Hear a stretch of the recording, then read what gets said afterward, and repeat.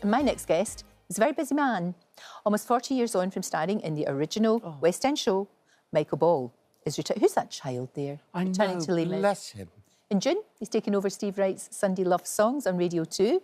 Nobody better to do that. And he's just released the paperback version of his book, Different Aspects, all about his life. It's so good to see you. Oh, it's always good. But this is great because it is honestly like, and I say this a lot, I feel you are talking, it's you. I hear you in every single sentence. But that's me, that is, yeah.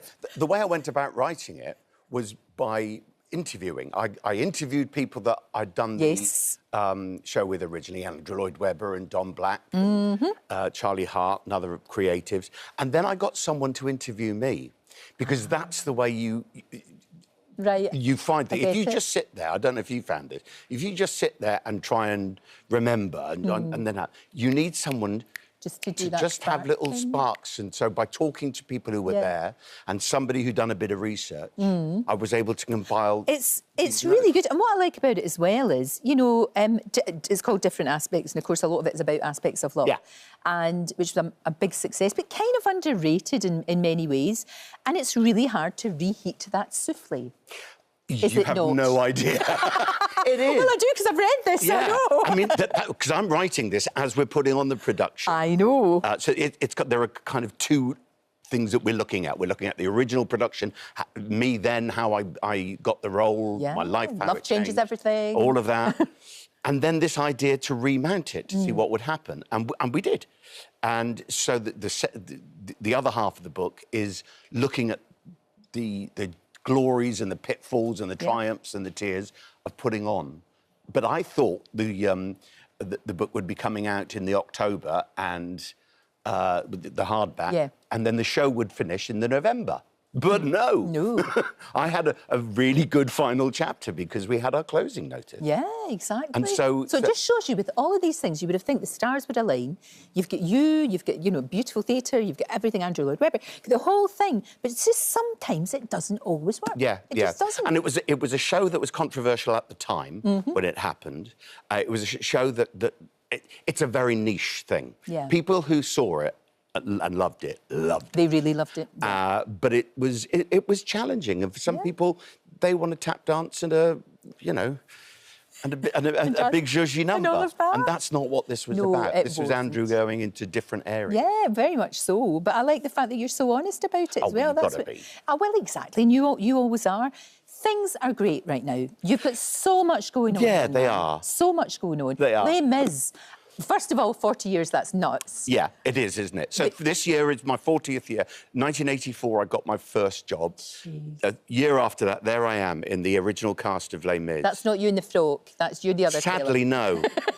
Although you could carry it off. Do you know, I could. But we saw Hairspray, so we know you can. But to find, you know, and so many close friendships and important moments in my life have happened because of Les Miz. And to now be... Cameron had this idea. We did a staged version, a concert version in the West End, which broke every record, and we filmed it. And so Cameron, being Cameron, this is Cameron McIntosh, says, fancy doing it on an arena tour around the world? Oh, all right. I said, well, I won't go everywhere. But, yeah, I do. And the fact that it's a show I love, it's a part, because I'm playing Javert. Yes, of course. Why I'm not the 23-year-old Marius, I don't know, Lorraine. It's outrageous, it's ridiculous. frankly. I would could have done both. Of course you could have. But to play Javert, my favourite part in the show, my favourite song, with my mate, Alfie. Lovely. And loads of other people that I've worked with. It's the gift that keeps on giving. Well, it is, and you two together, there's something very special about you two together. There really is. It there is. There is. I don't know what it is, it just kind of works. You'll obviously be doing lots more in the future together, yeah, surely. For sure. Surely, we're talking about another album this year and then our own arena tour together. What's been nice is that both of us have gone off. I've just finished my own solo tour. He's about to do his solo tour. Both had records out, TV projects. I've got the radio and so on. So we can do all that. We don't rely on each other as this is what our job is. Yeah.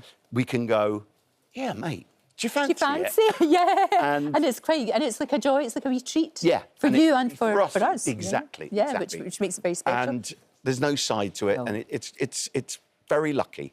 great. You mentioned the fact that the radio. Yeah. I'm so glad you're doing love songs.